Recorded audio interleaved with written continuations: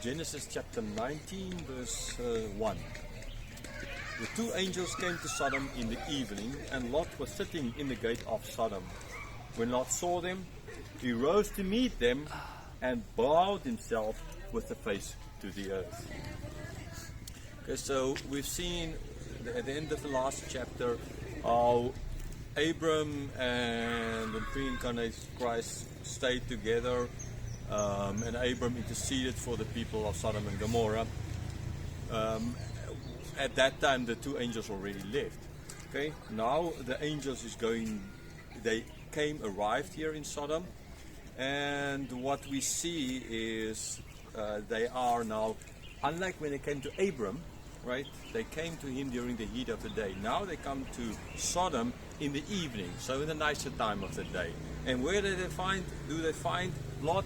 They find Lot sitting at the gate. Now that would imply that Lot is now like one of them. And since he's sitting at the gate, this is a place where the leaders would meet, the elders would meet, people would come and solve their problems. So this is where Lot is sitting. Okay, so it would clearly show that he is now like one of them, like one of the people of Sodom. Well, at least according to him, he is like one of them. So when they came, he rose, he met them, he bowed himself, so meeting these strangers. Verse 2, and said, My lords, please turn aside to your servant's house and spend the night and wash your feet. Then you may rise up early and go on your way. They said, No, we will spend the night in the town square. So what Lot is doing here is seemingly no one else wanted to do there, because no one else came and met and tried to invite them. So Lot is going. At least he's showing the right hospitality here by meeting them, by inviting them to come and stay at his house and to wash their feet. And after walking dirty feet, that's part of a very normal thing. And then telling, okay, but then in the morning they can rise early, whenever, cool of the day as well, and they can go wherever they need to go. So clearly he didn't think of them as angels, it's just hospitality. Good has hospitality, as ought to be. Their answer was, no, we are going to spend the night in the town square. Right? Now, yeah, I remember the story of a Russian friend of mine. In Russian culture, when someone asks you, do you want to eat, you will say no. Then you need to ask him one second time, and you say no again. And then you ask him a third time, and then you will say yes, since you are insisting, kind of idea. Right? And this Christian friend, he went to America, and if they ask you once and you say no, they're not going to ask again. So he was like, no, and they didn't ask. And the next day, or dinner, the same thing, and he didn't. Again, he said no, and then he said after 2 days of not eating, he immediately after the first time already said yes. Okay, so yeah, culture differs. So now in this case, maybe this is a question here of, okay, he's supposed to they're supposed to kind of say no to show that they're like insisting upon, kind of, but now so that Lot then can clearly show that he wants them to stay, maybe for that reason. Okay, verse 3. But he pressed them strongly, so they turned aside to him and entered his house. And he made them a feast and baked unleavened bread, and they ate.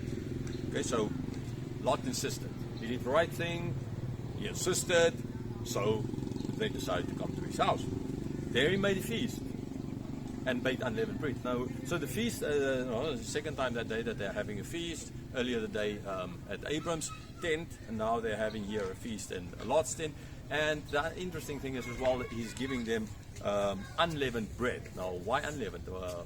Why? Now, this can be, he gave them unleavened bread, but as well it's connecting, or Moses is reminding the people of that when they left Egypt, right, to go into the desert after the plagues, they only could eat unleavened bread because there's no time to make leavened bread.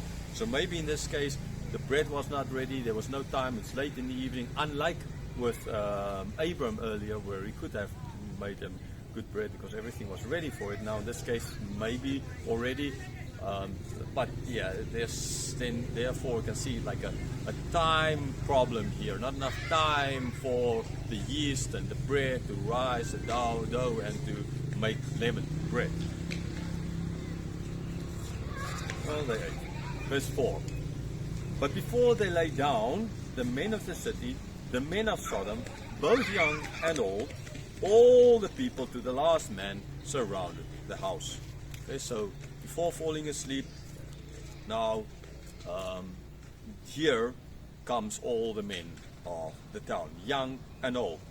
Okay, all the people to the last man. So that's like all the men came out, young and old. Right now we don't know. I mean, men age 13 and up, maybe. So all of them came out, according to this, at least to the last men, and they surrounded the house. What did they want? Verse 5. And they called to Lot, "Where are the men who came to you tonight? Bring them out to us, so that out to us, that we may know them." Okay, now we know what it means to know someone. That is basically to sleep with them, to have intercourse with them. Okay, so the men wanted to have intercourse with this men. Now the question might arise just here is, so ultimately, what was behind all of this?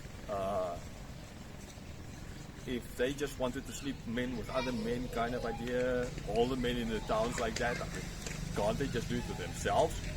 Or is there something else at play here? Right? The humiliation. Now, if you think about it logically, okay, so these guys want to sleep with the two angels. Well, they didn't know they're angels who came there to visit, two strangers. So they seemingly had no problem with men having sex with other men kind of idea. Then you would imagine that they could have done it with each other, right, if they wanted to. But they want to do it with these two men. So what is behind this? Is it just a question of, oh, they want to sleep with other men kind of idea? Right, they're homosexual, they want to sleep with two other guys. Or what is actually then behind it? I think in a sense there's more of a humiliation trying to. I mean, it shows that they are supposed to be hospitable to other people coming, men, females, doesn't matter, to all the strangers coming. They were supposed to, just in their culture, supposed to take care of them. And they are not doing that. And even more so, even worse so, they want to humiliate them, these two guys, by other men sleeping with them. I mean, that's a very big humiliation. Okay? So maybe that is kind of what is behind all their reasoning. Later on in the Bible, we see that it is mentioned that their sin was that they were not hospitable. So they wanted to use this act against them. Okay, now I'm not making here a point from section, it's not wrong or anything or right or anything. I mean, that's nonsense. That's not what I'm trying to say. I'm just trying to get at their reasoning, why they were doing it. Because sometimes we think too simplistic about things. And so what was their reasoning? And so I think it's more of a humiliation and using such a very evil way of a man having sex with another man to humiliate them. Okay, it's like sometimes kings would cut down the heads of other people so as to be a sign of don't come here, right? So maybe these two strangers then go back and tell other people what happened to them, then other strangers won't come there. Maybe that as well can be. Lots of things can play in here, but I think it's too simplistic to say it's just that men wanted to have sex with other men kind of idea, and that's that. Okay, they used the wrong thing to humiliate so as to. I think that is more what's going on here. Okay, verse 6.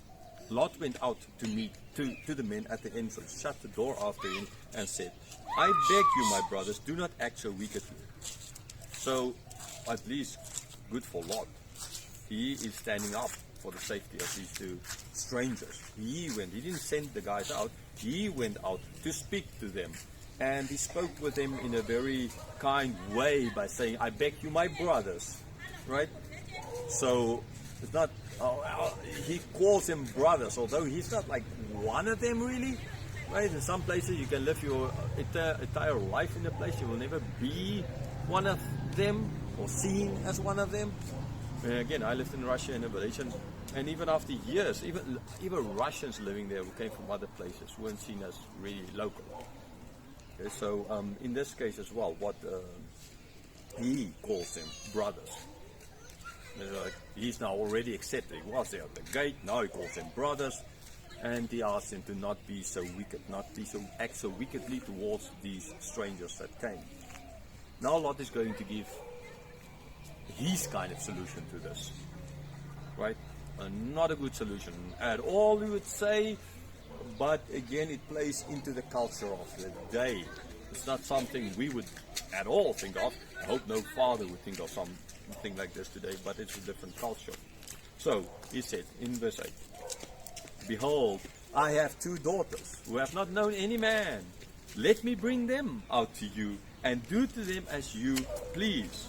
Only do nothing to these men, for they have come under the shelter of my roof." So here Lot is willing to send his daughters out, right? His virgin daughters to these guys. Okay, so again, that shows a lot that they're not that evil in the sense that this is not just about a man sleeping with them. If he might think, at least they would be willing to take his daughters, right? And so he is willing to sacrifice his daughters for these 2 strangers. Now, again, that sounds very absurd, kind of, who in his right mind would be, but this is their culture, the culture of their day. The king, the guest is the king. Okay, you always treat the guest as the king, like Abram called them Lord, right? They are the most important, because you never know who you might be. Okay, and I already spoke about that concept of hospitality. So he is literally willing to give his daughters away so as to save these 2 strangers, to show this hospitality to them. Right? And why? Because they came under the shelter of his roof. So he is responsible for them. Verse 9. But they said, "Stand back." And they said, "This fellow came to surgeon, and he has become the judge. Now we will deal worse with you than with them." Then they pressed hard against the man Lot, and drew near to break the door down. Okay, so Lot thought, he's like one of them, sitting there at the gate, calling them brothers. And their answer was not, "Who the heck are you? Stand back, get out of the way." Right? You came from out there. Now you want to come and teach us? You want to come and be our judge? Right?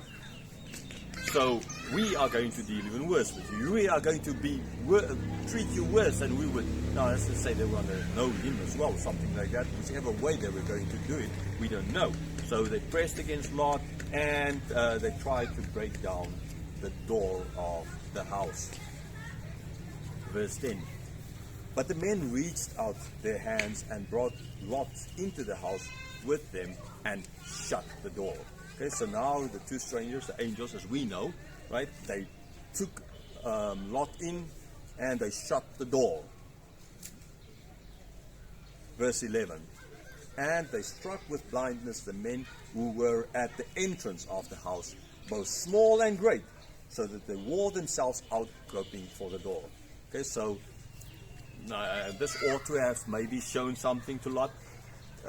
Suddenly all the men outside is blind, they can't see, like groping around, like where are we going, where's the door, we try to get to the door, okay, so both small and great, because small and great came, now they can't say, like they get tired of trying to find the door. Okay, now, I mean, I don't know, it's like if you try to do something bad like this, and then all of a sudden all of you go blind, I kind of would think that maybe we did something wrong here. Kind of, for me that would be. But these guys were so evil. I mean, it shows they're evil. They were so evil that they didn't care if, like, any sign coming from wherever is not going to stop them from doing this. Okay? That is I mean, kind of like sin. When you know you have a problem with alcohol, drinking alcohol, kind of, you know it's wrong for you, right? And you know, and then, but you will just take that first step, and nothing will happen.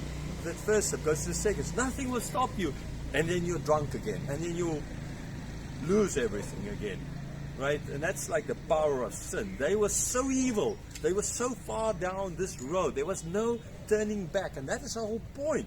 That shows how evil they were. Not so much that all these men came out to have sex with another man or something like that, which is totally evil, right? Not all these kinds of things coming out. But the fact that even this didn't stop them. Even being blinded didn't stop them. Okay, so it clearly shows that there's a lot more here at play than just men wanting to sleep with other men kind of idea. There's a lot deeper problem here, and the problem is ultimately a total sin in them that is so ingrained in them, and that's why they had to be destroyed. If even this could not stop them, then only destruction ultimately could stop them. Now, did this last very long? Again, we don't know how long this is. Was clearly not a permanent thing, because Lot later on is now going to go out to his sons-in-law and seeing if they can see. So, and if all men were there, young and old, then to the last one, then they ought to have been there as well. And so most likely sight being restored, but different question. Verse 12. Then the men said to Lot, have anyone else here, sons-in-law, sons, daughters, anyone you have in the city, bring them out of the place. So now the angel clearly is asking Lot, and Lot now saw what they did to the other men, so already Lot needs to start thinking there's something else going on. And then this question, do you have any other family members here, sons-in-law, sons, daughters, whatever, do you have anyone else here? Bring them, we need to leave the city. Verse 13. For we are about to destroy this place, because the outcry against its people has become great before the Lord, and the Lord has sent us to destroy it. Okay, so saying now clearly the reason why you need to leave, because we're going to destroy the city. But we are going to destroy the city. You need to get out of here. Why? Because the outcry, the sin of the people is so great. Therefore, you need to get out. This city, Sodom, is going to be destroyed because of the sin of the people. And as I just explained, after being blinded, they just kept on coming forward. That clearly shows how deep this sin is, how far down the road they were. So the Lord sent them, they stayed here to come and destroy it. Now clearly, now Lot knows that this is not just two men.